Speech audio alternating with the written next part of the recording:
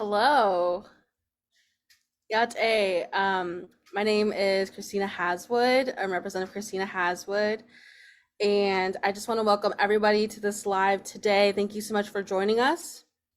Here at Advanced Native Political Leadership Program, it's a project created for addressing the needs for increasing Native American representation in elected and appointed offices throughout the country. We know we need equitable representation in elected offices, and increasing Native representation in office is critical to securing a reflective democracy for all Americans, one in which the country benefits from the leadership and talents of Native peoples and is responsive to the assets and issues of Native citizens. Historically, legal, and contemporary factors affect the level and depth of engagement of Native Americans, especially Native women, in political systems, contributing to a drastic underrepresentation of Indigenous peoples as elected leaders at every level of government. According to the 2020 U.S. Census data and our own research, Native American, Alaskan Native, and Native Hawaiian peoples make up just 0.03% of elected officials, whereas we represent at least 3.4% of the total U.S. population. In order to reach representation partially in elected office alone, we need to elect more than 17,000 Indigenous leaders at all levels of government, out of 520,000 elected officials nationwide. Investment in increasing Native American representation in elected offices is a critical endeavor for securing a reflective democracy for all Americans, one in which the country benefits from leadership and talents of Native peoples and is responsive to the assets and issues of Native citizens. So I want to welcome everybody again, and we'll go into the bios. So I am one of the moderators, but I'm going to introduce you to my co-moderator, Representative Dr. Ponka-We Victors-Cozad. So a little bit about Dr. Victors-Cozad is she's completing her 6th term in the Kansas House of Representatives and is the first Native American woman to serve in the Kansas state legislature. She's a member of the Tohono O'odham Nation of Arizona and Ponca tribe of Oklahoma. Dr. Victors-Cozad earned a graduate degree in public administration from Wichita State University and a doctoral degree in education from Creighton University. She has been honored with various achievements and awards, like most recently the 20 Under 40 Award from the Council of State Governments. This award and the Leadership for Public Purpose Award from Creighton University. In the legislature, she served on the Transportation Budget, Veterans, Child Support Enforcement and Collections, State and Tribal Relations, and Transportation Committees. In 2021, she was appointed by Governor Laura Kelly to the Kansas, Oklahoma, Arkansas River Commission. Rep. Dr. Victors-Cozad has been successful in passing good legislation and is a longtime advocate for undocumented students, families, domestic violence victims, tribal sovereignty, education, safety, and the environment. So I'll go ahead and turn over to Representative Dr. Victors-Cozad. Hello, everyone. Thank you for joining us this evening, this Thursday evening. And at this time, I would like to read a little bit about Representative Haswood. She represents the Kansas House District 10, which is located in Southeast Lawrence, Kansas. She is from the Diné Nation, and she grew up in District 10 and even started her higher ed at Haskell Indian Nations University, where she earned an AS degree in community health. She then transferred to Arizona State University, where she earned a BS degree in public health, and then graduated from the University of Kansas Medical Center, where she earned a master's in public health in May of 2020. And I believe around that time is when our friendship started. Representative Haswood currently sits on the Federal and State Affairs Committee, Health and Human Services Committee, Agriculture, and she's the ranking minority on the Joint Committee on State and Tribal Relations. It's such an honor to share this space with Representative Haswood this evening. And so, Representative Haswood, would you go ahead and want to start off with the questions? This is kind of just an overview of, we are currently fellows. I'm a distinguished fellow with the Advance Native Political Leadership, and we're very honored to do that. What we're trying to do is encourage more women, Native women, to run for office. And so what we want to give you an opportunity to get to know us a little better, and to see if you have any questions about running for office. We want to encourage you the best way that we can. And so when we ran for office, we didn't have all the answers, honestly. And so we just, and we'll talk a little bit more about our stories individually, but this is a great opportunity to kind of get to know us one-on-one and ask some questions that you've had. We've had a big victory as Native people in Alaska today. And I'm just so excited for Alaska. I'm so excited for us, another historical win. So let's go ahead and turn it over to Representative Haswood with the first question. Thank you so much. I mean, we already see in current day how much of an inspiration we are across the country. I'm so excited. I think this conversation has a little more pep in its step, and I hope everyone's just ready to figure out if they want to run for office. Feel free to drop your questions in the comments as well. So the first question that I have for you, Representative Dr. Victors, is what was the moment or thing that made you want to run for office? Well, everybody's story is different. And so for me, I was an intern in Washington, D.C. in 2005, the Morris K. Udall Native American Congressional Internship. And we got to participate or got to observe Senate hearings in Congress with the Indian Affairs Committee.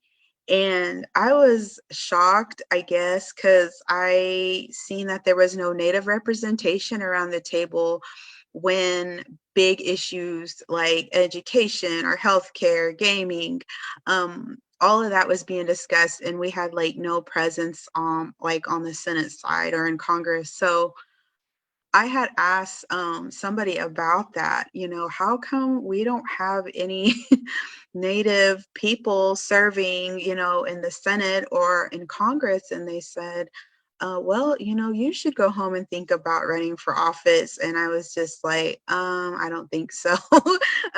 First of all, I'm not rich. I didn't go to Harvard or, all these like private schools and whatnot. I went to public schools, and I come from humble beginnings. And so they said, no, like, go home, get involved with your party, volunteer. And that's exactly what I did. I think I was 20, I want to say 24 at the time. And then by 28, I was already running for my first term in the Kansas House. And so I took their advice, and I think that was the wake up call, but it's not something new. As far as interactions with our government, because when I was like in 8th grade or high school, I always wrote to our governor uh, and asking, like, about that time was about the Columbine. I was in high school during that, when that happened, the Columbine shootings. And I remember writing our governor, talking about that issue. And so, I've always been on my radar, but I really didn't pay attention to the representation part until I was an intern in Washington, D.C., and that kind of opened my eyes up to everything as far as representation. And so, Representative Haswood, what was that breaking point, or what was it like for you when you decided to run for office? I think we share similar stories, but I kind of want to build it up before I went to DC because I feel like a lot of us, we have seen moments in our lives where we're like, that's not right, or why are we being treated this way?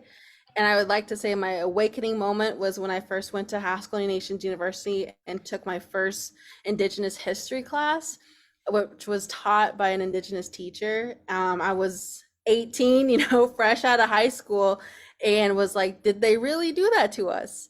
And just, why have I not learned this earlier? And it was just this rush of anger, and I didn't know what to do with that anger. And I was walking around town, just like, man, just kicking rocks and being like, I just didn't really know how to deal with it. And then I sat down with my parents and I was like, man, this is messed up. Like, how do you, how do you go on with your day? It's like the world was crashing around me. And, it's been a learning journey. I feel like a lot of my passion is fueled by anger, but directing it into being constructive about it. I always felt that, I have a lot of opinions. We all have opinions. You can post it on Twitter or Facebook, but doing something about it feels a lot better than, trying to go viral or get that tweet going. But I would say that my background's in public health, and we learn about health issues, and us as Native peoples, and diabetes is one of the biggest ones that we've been fighting since 1492. And I we have this model called the social economic model, and it goes like small circle to big circle, and the biggest circle is encompassing all the smaller circles, and the biggest circle was always policy. And they'd be like, oh, and that's policy, and then they go on to the next section. And I felt like, well, I want to learn more about this policy stuff, and learning how our health statistics and our high rates of health issues, it is a result of policy, but not current policy that was all the way back hundreds of years ago. And learning that with how our Indigenous peoples, learning our Indigenous histories and our resiliency just really fired me up. So I knew I had to do something in policy, but it wasn't until I did that internship in Washington, D.C., I think it was in 2017 or 2018. And I was always interested on going on the Hill, and I had an opportunity one day to go with our congressional relations and go to meetings with them. And I think the best part is that I was always taught that tribal issues were bipartisan, or frankly no partisan. So we would always come in with a tone of the facts, always come with a welcoming, environment of education. But one of the light bulb moments is that every time you meet with a congressional staffer, they were my age or younger. And I was like, wait, these people are basically like the face of the congressional office and basically running our country. And that was the moment I was like, I don't have to wait for that perfect moment or that perfect age. We can do something about it right now. And that was probably one of my awakening moments where I was like, I need to get involved in politics. So, I wanted to dig a little bit more into your background, Representative Victors-Cozad, because I feel like before I even thought about running for office, I was like, I need to go to law school, and you said, I had the same feeling. I was like, I don't have money. I'm not a millionaire. I don't come from a family that's well established. So what was your background before running for office? Well, I just completed my master's degree from Wichita State in public administration. I'm a nerd.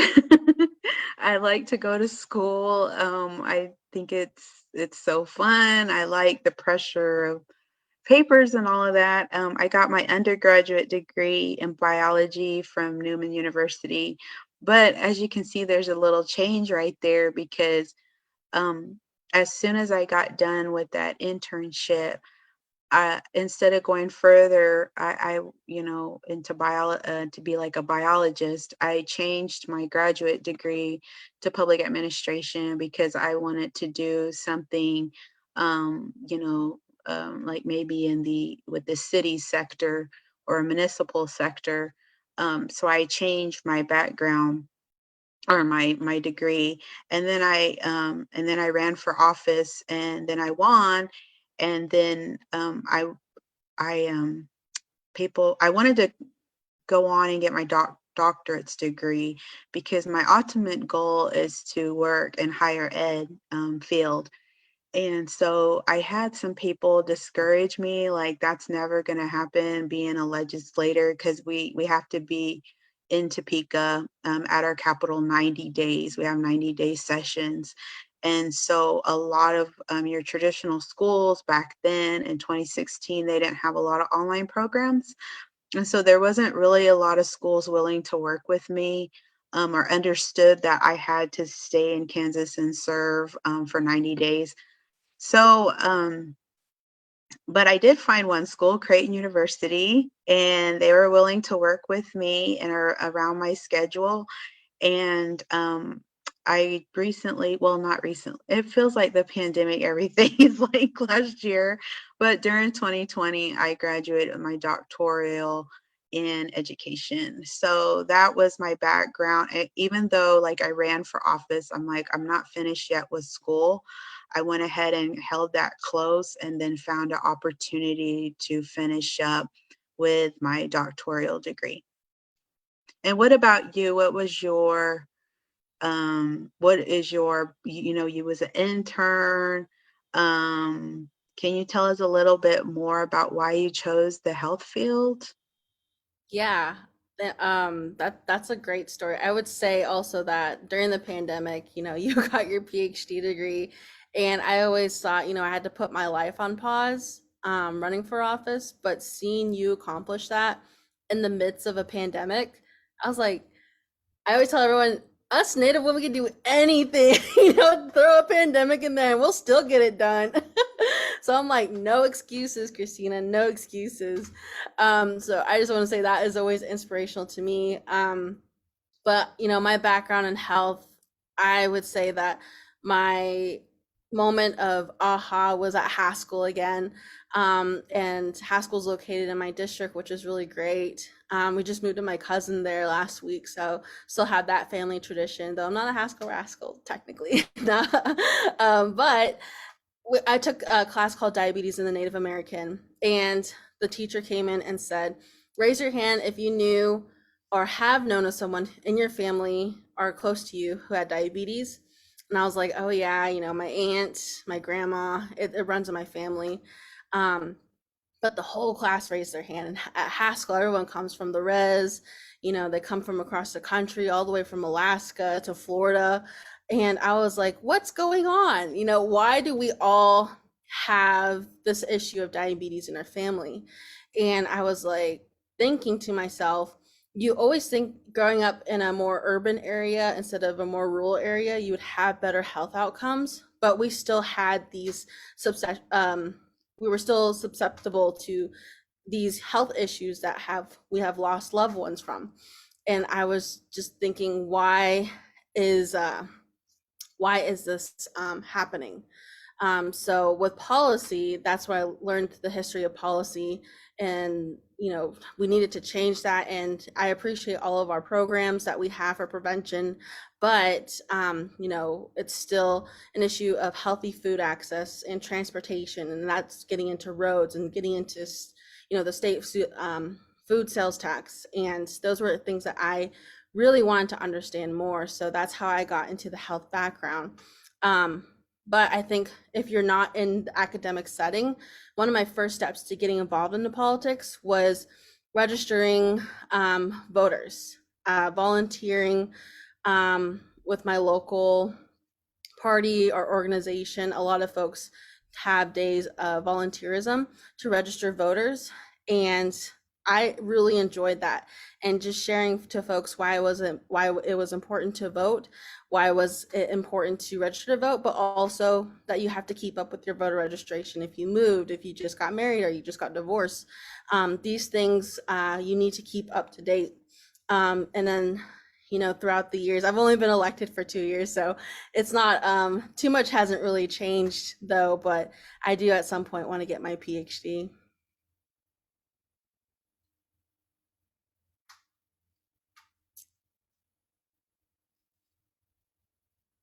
And then Representative Victors, I think we could probably move on to the next question. Did you want to go ahead and start that? Sure. I think I'm gonna bounce around Okay. with questions. One I would like to first of all get out there is, what does a state legislator do? That's a really good question. I feel like everyone knows what Congress is up to, or it's still kind of a mystery sometimes, right? Then you kind of know what your local school board is doing, maybe. But state legislator, it's like, man, what are they doing? So a lot of times, I think it depends on every state's constitution, but in our constitutional right, we have to pass a budget. And then everything else we advocate from our districts. But we, Representative Dr. Victors-Cozad and I, are in a unique position where we're two of three Native American elected officials in Kansas. And all three of us, none of our districts include reservations, though as Indigenous peoples, we are the bridge builder of our four tribes of Kansas, to help introduce that Indigenous policy. So it's been interesting, and it's been, a fantastic experience to have that expertise, and to get into office to fulfill this need that hasn't been there. As a state legislator, we serve on these different committees. And with my background in public health, I'm able to be on the health committee, which I'm very excited about. It's actually a pretty big committee, but at the same time, I'm learning. So a lot of us legislators here in the state of Kansas, we're citizen legislators and we're part-time legislators. So we keep that, and that differs from state to state. Some states are full-time, some states like North Dakota are like every other year. So knowing that structure is always helpful. But we get to work on introducing policy. We get to work on our bipartisanship skills, on getting support from both sides of the political spectrum, and passing bills. But I feel like a big portion of our job is stopping bad legislation, which isn't really the most glamorous part of the job. It's not the headlines of the job, but I feel like we are there to influence good legislation, to represent our communities and our community values, to introduce new ideas, innovative ideas, but also to stop bad legislation. What do you think, Representative Victors-Cozad? You've been in this for a while. Yeah, I feel like I started when I was 14. Just kidding. Um, for me, I would say we're lawmakers, and so we create laws. We watch bill before a law can even become law. It starts out as a bill, BILL, and it kind of becomes your baby throughout the legislative process. And we have 90 days for that bill to become a law. If not, it dies. And so 90 days for Kansas, this is. Every state's different. Some are full-time legislators and some are part-time. We're part-time. And so um, our session usually starts like the second week in January, and it ends around May, but sometimes it doesn't. It spills over into June. And or sometimes we have to come back for a special session. But that's basically my gist of it, is that we make laws. We're lawmakers. I always tell my mom, like, I can't cook, but I can make laws and good policy. So we try. Not only do we have like law, like we have bills like for our district, but we also have bills like for the Native American Kansans, for tribes, while also tracking bills to make sure, like, for instance, there was like the anti-immigration bills. I will track them. And we have the DREAM Act in Kansas, which is in-state tuition for undocumented students. That's very important to my district that I represent, District 103 in Wichita. And so I track that, and I try to stop it from get into the governor's desk to repeal it. That's my ultimate, what I work on. And this is like every session, somebody will introduce bad immigration legislation. And so I will track that to make sure it doesn't give any traction on it. I'll go to the hearings and I'll try to stop that from happening. So that's just a for instance. And then yet we might be working like the MMIW bills we want to see turn into law. So it has to, there's two houses. There's the House of Representatives, and then there's the Senate. Our ultimate goal is to get it to the governor's desk, even if it's attached somewhere into the budget. Our ultimate goal is to pull it over to the finishing line, which is the governor's desk come May. That's our ultimate goal. Now, we have a little setbacks being a Democrat in a red state. Sometimes that's not always feasible.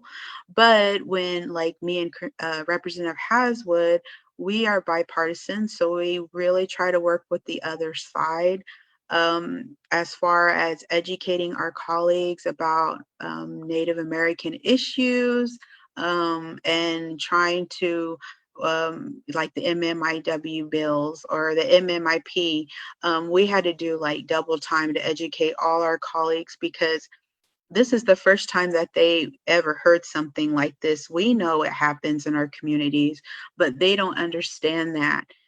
So they are all starting from like square one. So we're trying to always do our part in trying to educate everybody why this is so important, why we need it now, and who needs to be trained. And we always ask for help. We never try to say, oh, well, I can do this all by myself. That's not true. You need the help of everybody. It has to pass the House, it has to pass the Senate in order for it to get to the governor's desk. That's our ultimate goal. So in a nutshell, that's what I always say. Like your seatbelt laws, things like that, from simple things like seatbelt laws to something like, MMIW or those start out as bills and then they turn into laws. And that's what we do. We create legislation. And going off of that, we worked on the Missing Murdered Indigenous Peoples bill. Representative Victors-Cozad actually introduced it before I got into the legislature. And when she first introduced it, that's how I think we first officially met. I was still in grad school. It was a snowy day, I remember, because I was wearing moccasins and I had to gas up and my moccasins got wet at the gas station at Kroger. Um, and, I was just in awe that Kansas, out of all states, right? Kansas is introducing a Missing Murdered Indigenous Peoples bill. We're, as Representative Victors-Cozad said, we all know this is happening in our communities. It's just, having to educate our colleagues. And I feel like we have both come into this space that is often polarized, but we come into this space with a lot of respect and compassion. And, I think one of the biggest things with me when we're working on Indigenous bills, my colleagues actually will stop me in the hallway, or, kind of ask me, they come to my office and they will ask a question, like I think one of the most frequent questions I get is, what is an Indigenous person? And I don't get mad. I sit down and say, oh, this is a difficult understanding. I understand, maybe you're part of the state. This isn't a conversation that's often had. And, I just take that couple minutes, that 5 or 10 minutes to answer their questions without judgment or without getting angry. And I think they really respect that because we end up passing our bill unanimously in both chambers, which is extremely hard to do, as I have seen in the past 2 years. So it was just, government is messy, but just seeing policy work for just 2 seconds was the boost of energy I needed. And it was just like, when you kind of do things in that right head and mind space and, you gather your colleagues, they will follow you. Not all the time, but some of the time. And that was probably one of the biggest lessons I've learned from Representative Cozad. So moving on, was there any more bills that you wanted to talk about? I feel like, when I was new to legislature, I was like, oh my goodness, like, how do I even write good legislation? I think we always see bad legislation come through, and you got to fix it. Can you speak more to that on, folks who are interested in running for office, but it's like, I didn't go to law school, I didn't intern on DC. I'm just maybe a stay-at-home mom, or, I'm just really get my gears turned. Yeah, definitely. I was a little confused my first day. I didn't even know where the bathrooms were located at in the Capitol. And so I was really confused. Like just in general, I didn't really have a mentor or anybody to really sit me down and say, hey, this. But being Native women, we're good multitaskers. And I'm not afraid to ask questions. And so I think that's like, if you want to run for office, all the way to like when you get there, now what? Never be afraid to ask questions, no matter how dumb they may sound to you, but usually they're not dumb questions. Somebody else, I guarantee you, is thinking the same thing, but they don't have the guts to ask. So, and I always don't want to get things wrong and assume. A lot of things are assumed. You don't want to do that. There's a lot of people that will help you if you have an ideal about like a specific bill or legislation. We have a great team of lawyers who are called revisers, who will look up where they can fit your bill. So for instance, the MMIW bill that we had, and what this bill, or well, law now, it creates training for law enforcement. So law enforcement has to go through training like with human trafficking and whatnot by the Secretary of State's office. And so the MMIW now is a part of that law enforcement training. So we wanted to get our foot in the door. We're not done with the MMIW issue in Kansas, but we got our foot in the door. At least now more people are aware of this issue and problem that we're having all across Indian country.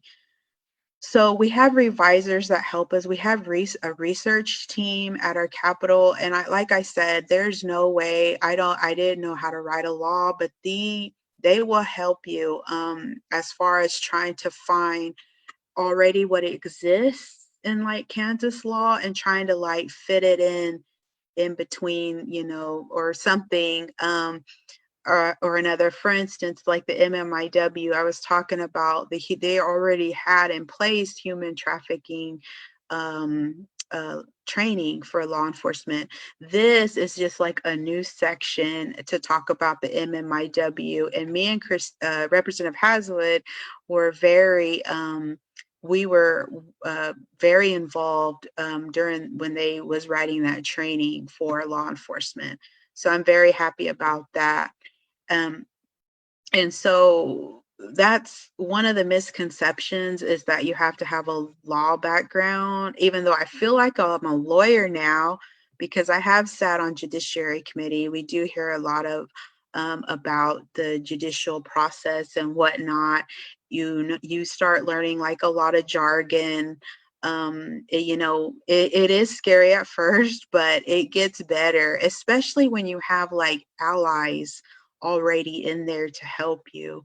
I didn't have a lot of allies when I started back in 2010, but I made some really lifelong friends because we see each other every day, both Republican and Democrat, and you really want to reach out and get to know them.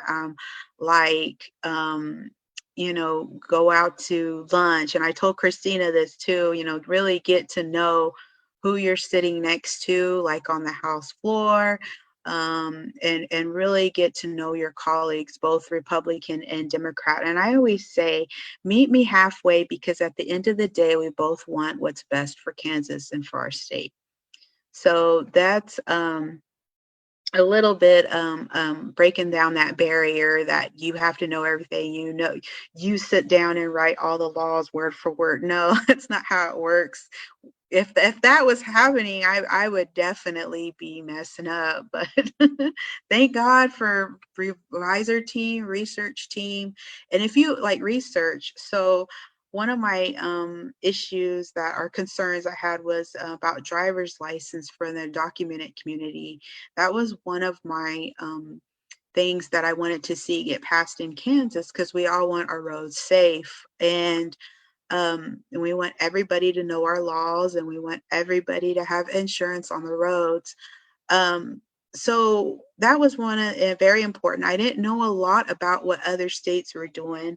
So the research team stepped in and they helped me and gave me all this information about what has passed in each state and when it passed. And so at the end of, so what I'm trying to say is you have people to help you. You won't be lost. I think that was my biggest misconception going into the legislature. I was like, I don't even know how to write bills. I barely even know how to like read the bills that like come from Congress. And just seeing that there's help at the Capitol. They're nonpartisan, our research department and our attorneys, who we call the revisor's office. And there's also a lot of nonprofits. Folks here at Advance too are more than happy to point you in the right direction. There's partisan organizations that can help you write bills, but there's also a lot of nonpartisan organizations, especially with Indigenous issues. We have like National Council of American Indian, the Urban National Health and Indian Health Board. All those folks can always sit down and help you with these. They work on these issues as well. So you're not completely alone. But I want to get into folks and just giving advice to folks on where they're at right now in their lives, and thinking about running for office, or thinking about just getting involved in elections, or to get more civically engaged. We did have a question on what advice would you give Native elementary students to help them start getting more interested and involved on a broader basis, helping them to see that they can make a difference. That is a really, really great question. Did you want me to answer that? Yeah, you can kick us Okay. off. Well, right away, so don't be like me. That was the first time I ever went to the Capitol, is when I was elected to office. So don't be like that. Take your kids, take your students to the Capitol, and let them know, introduce them to that setting. Also, we have pages. They were We didn't have pages for a couple of years because of the pandemic, but what we do is we have pages that come to the Capitol, just one time during the session, and they get like a little stipend, I think like $5 or something at the snack bar, and they actually sit on the House floor. I know Congress has this too, and they help us throughout the day, like if we need something copied, or we need something at the snack bar and we can't leave our seats, like if they can go get our something to drink, or something like that. They help with little small tasks on the House floor. And I was fortunate enough to have pages from the Kickapoo Indian School. I would always ask, also down in Wichita, and with our Native American program, I've had kids from my district schools as well come to the Capitol, because I feel like that's the best exposure. And I have a little 1-year-old daughter, and she's going to be a page someday for Christina, or Representative Haswood. And so I'm already put a plug in there because I didn't have that when I was growing up, and I could kick myself, but I didn't know about it. I would have loved to do something like that had I known about it, but we need to expose more of our Native students to things like, and then can you imagine if the Native students like paged and then they see like Representative Haswood on the House floor and talking at the well. Can you imagine what that might do for a student? And to think, I remember a long time ago when in 8th grade when I wrote the governor, and I remember I didn't have a role model I knew what I wanted to do. I knew I wanted to work like a governor someday or something, but I didn't own a suit. I didn't know what it looked like. So I just kind of created this in my mind. At the time, Hillary Clinton was with the pants, suits. And so I kind of imagined myself kind of like that. So definitely, I would say take your kids to the Capitol, expose them to that environment, and as well as ask your local representatives about the paging experience. And to add on to that, I believe every state capital is open to the public. We like to say it's the people's house. It's ran by taxpayer money, and they do tours a lot of the times, and to learn about the history of the building and the history of the state. Oftentimes they won't talk about Indigenous history, which I think is a very great conversation for all students. And I think, I went to the Capitol. The first time was probably in 3rd or 4th grade, and I just remember thinking, oh, this is a government system that wasn't made for me, and I don't want any part in it. But the second time I came back to the Capitol was for Representative Victor-Cozad's press release on missing Indigenous people, and I came in with a better understanding and just in awe of the building and the architecture. But besides the point, I think my advice to elementary students, I love tours. So one of the fun things is when a teacher reaches out to me and says, hey, I'm going to bring a group of students, or hey, can you give us an hour of your time? I'm more happy to give like 2 hours of my time or 3 hours. Some cool things is we can actually reserve some rooms, or you can grab the students and bring them to our office and we can all sit and chat. One of the favorite things I like to do is when students come to the Capitol is I bring them to our chambers, to the House floor, and let them sit in our desks and just literally have them see our point of view on the House floor, because the chambers is just gorgeous in Kansas. And I let them take a picture up at the podium and kind of explain to them, and they look at the podium and stand and they're like, oh my God, that's so many seats, and there's like a gallery. And I think it's very powerful too with the PAGE program too. So I think most states have this PAGE program.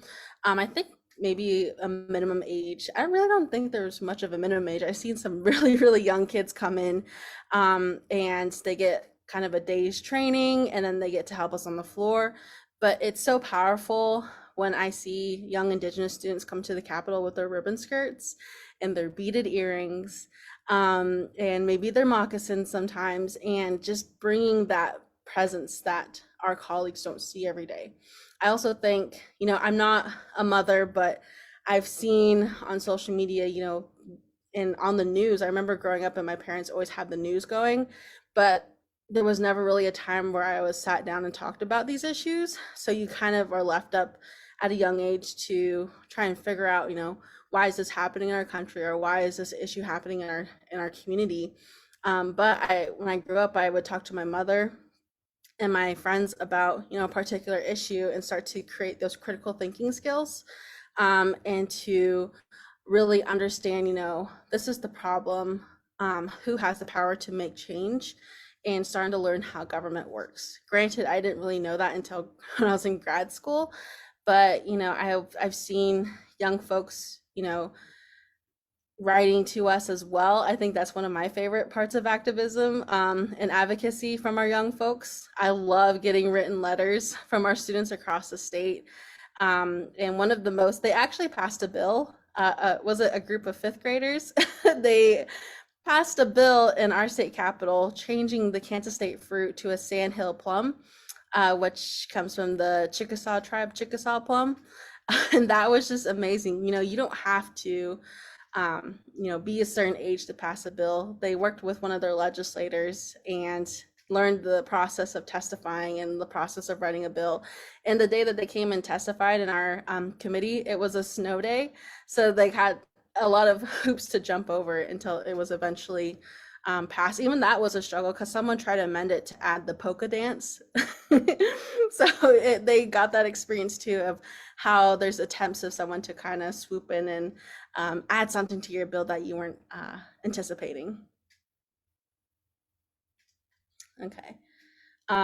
So I think this would be a great time to talk about maybe some common barriers we hear of folks. I know you and me, we always keep our eye out and our ear to the ground for folks to run for office, and we get a handful of common questions or concerns. I don't want to run for office because of X, Y, and Z. Is there, certain situations that you see pop up when you try to talk folks to running for office and kind of want to debunk the myth or give some advice or support to that? Well, I'll use you as an example. So I approached Representative Haswood, I think back in 2020. Am I right? Wow, that was okay. So back in 2020, I kind of approached her. Well, I had to, uh, talk to some people in Lawrence, my native community friends, and to get to Representative Haswood. And I knew she would be a great candidate and a great fit for the district. Not once did I ever doubt that she would not be a good representative. I knew, like, since I seen her at the press conference, that she would be awesome. And so an opportunity came about, and I remember I approached her, and she was very hesitant at first, like, "Oh, I don't know. I just graduated from KU, and but I tried to make her comfortable as possible and kind of like, hey, I did that, I went through this, you can do it kind of thing. And the more we talked about it and hashed it out and talked about it, and we had a lot of long conversations. And I always told her, I'm just going to be straightforward with you. I'm not going to beat around the bush. This is how it is. But I know you can do it. And we just kind of went back and forth. I was available to answer her questions, her texting. We text, throughout the summer. When she finally did want to run for office, we kind of went through like a boot camp 101, as far as like, a lot of people I know are afraid of the media, or they're afraid to get in front of the camera. Oh, I can't do that. I'm too scared, or I'm too shy, or I'm more a behind the scenes person. I was once like that too, but it gets easier. And Representative Haswood can probably second this, because it gets easier the more you're talking about things and things that are passionate and coming from your heart. If you have a story or a platform that you want to discuss, you start to get really emotional about it, and it just comes out. And before you know it, you're in front of a camera, you're on Channel 5 News, and you're talking about this issue, and it does get better. And people always ask, how can you talk to 3,000 people at a time? How can you be on news, or how can you be doing a debate or whatnot? And it gets easier. At first it's a little intimidating because it's new, but it does get better. And then another thing I've run across is people, well, I'm not ready yet, I want to do this and that, and whatever. But I would say, like, if an opportunity arises, like the one with Representative Haswood, go for it. You can figure out the logistics later, the details later, and there will always be somebody there to help you. Um, Sometimes these opportunities don't come all the time. And say, like, you are volunteering, I would encourage you to volunteer with your local party. I would encourage you to intern at the Capitol. if you get those kind of experience, you'll be more exposed to that environment and it won't be so intimidating. So my background, I was an intern first, and I also helped the former representative in my seat. She was the first Latina elected to the Kansas House back in, I think, 2005 or 4, Representative Delia Garcia. And I helped her, and I was like her right-hand person. And so I kind of knew what I was getting myself into, but yet I really didn't know everything. So that's what I would encourage you to do is run as you are. I didn't even own a suit when I ran for office, and here I am, got a closet full now. Run as you are, whether that's poor or young, whatever background you come from, you can figure it out. People are going to be there, your family, your friends, to support you. My family didn't really know what I was getting myself into. But I think they learned along the way, because this is something that's not really talked about like at our dinner table. And so, but they were there for support. They were there to drive me in the parades.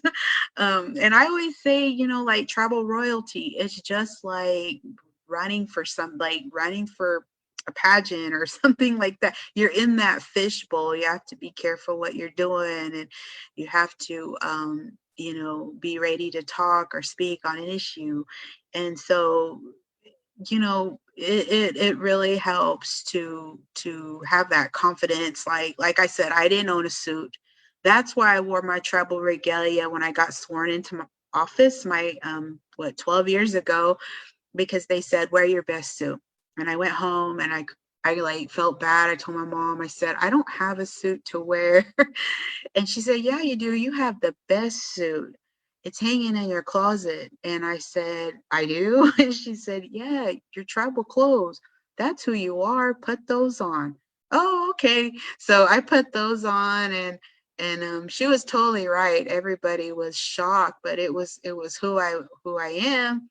And that gave them an education lesson like 101, that I was different, and that I was here to represent not only my district, but who I am as a person and Native people in Kansas.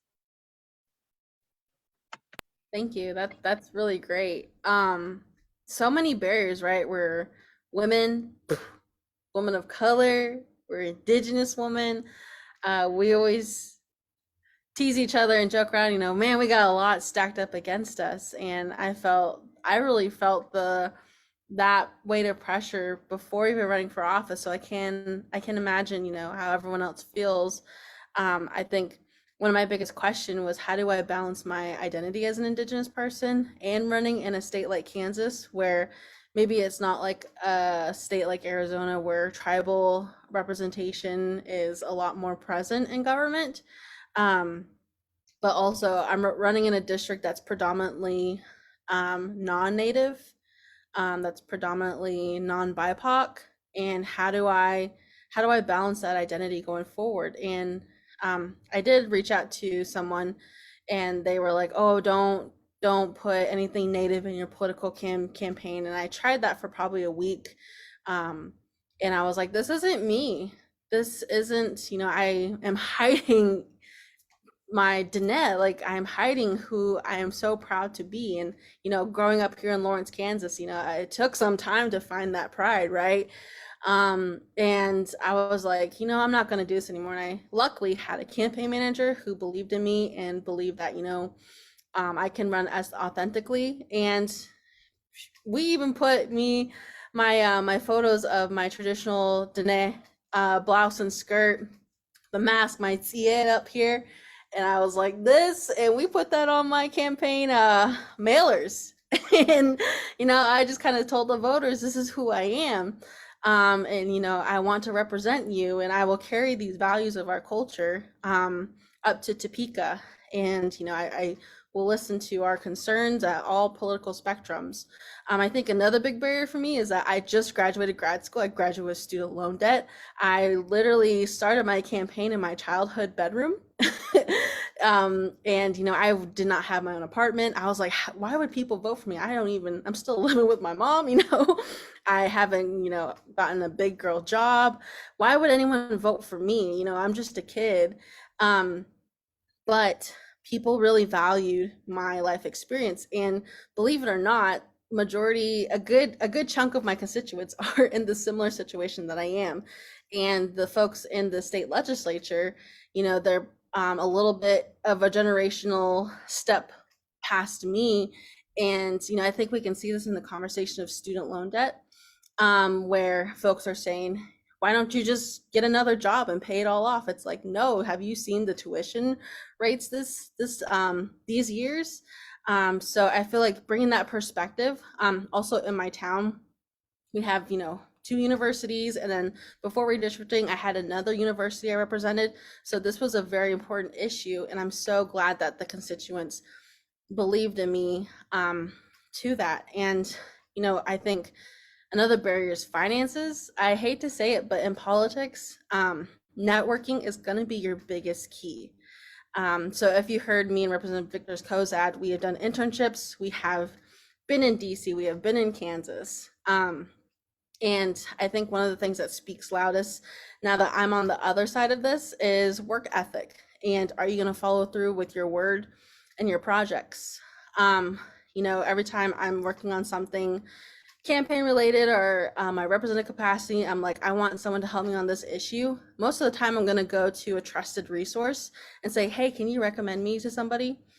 And they're going to be like, oh yeah, they did this in their community. They got these many people to register to vote. They were able to lead a grassroots movement on this particular issue. And then that's how we usually get connected. Did you have anything else to add before I'm gonna get into maybe one or two fun questions? Oh, I think you're muted. I was going to say, let's ask a little fun question because we got about 3 minutes left. So do you want to go ahead and start? Yeah, let's see. So, I know you go to powwows a lot. I'm curious. I'm curious. What is your favorite powwow, or maybe the most recent powwow you've been to? I have to say my own powwow, which is Ponca Tribal Powwow. It is held the last weekend of August. We just finished it. And the food, family, we have a camping spot that we've had over, it seems like 100 years that we camp at, my grandparents, great grandparents. And so now my daughter's there, and someday she'll take over that camping spot. We also initiated her into the arena. My family paid for a beef for her for that. With Ponca's, like, you have to pay for everything. And so that definitely is my hometown favorite powwow. And I go all over Indian country. So that's that's my fave. What about you? Man, I think I'm biased. Haskell powwows, it's always small, but in a good way. And you get students dancing, like students who just learned or just made their fancy shawl last week for the first time. And then you get like really talented dancers coming in, and you get treated to a special moment to watch them dance. So you don't have to leave Kansas. But I don't know, do you want to do your favorite song or your favorite movie, or maybe both? I like the movie Prey on Hulu. That was a good movie. That I having a daughter, I can't get to the movie theater, but I got to see that at home, and I love that movie. Just the story behind it, the Numina people. It was awesome. I finally watched that last week and it was really, really good. I think I'm gonna do my favorite song. And this is really hard. So I think I'm a real big like Frank Ocean, Tyler the Creator person. So anytime you see me on like TikTok Live, I have that playing in the background. But I'm that one person. I'm like, I can't decide. I can't decide. So yeah, that is definitely a fun couple facts about us. Um, Just real quick, a plug. If you are wanting to run for office, you have an opportunity. Native Leadership Institute is looking for participants for 2023. So we will drop the link where you can fill out information, and there you go. You'll have a training one-on-one on how to be a good qualified candidate. So a training, you will learn everything in this training. You'll have an opportunity to interact with other people from other states that are looking to run for office. So that's just a little plug. The Native Leadership Institute is looking for potential candidates who are wanting to run for office, and they will train you. So apply. Thank you so much. Definitely, please. We need more natives in office all across the board, all levels of government. But want to say a big thank you to everybody for tuning in. Thank you so much for spending this evening with us, and have a great rest of your evening. Yeah, thank you.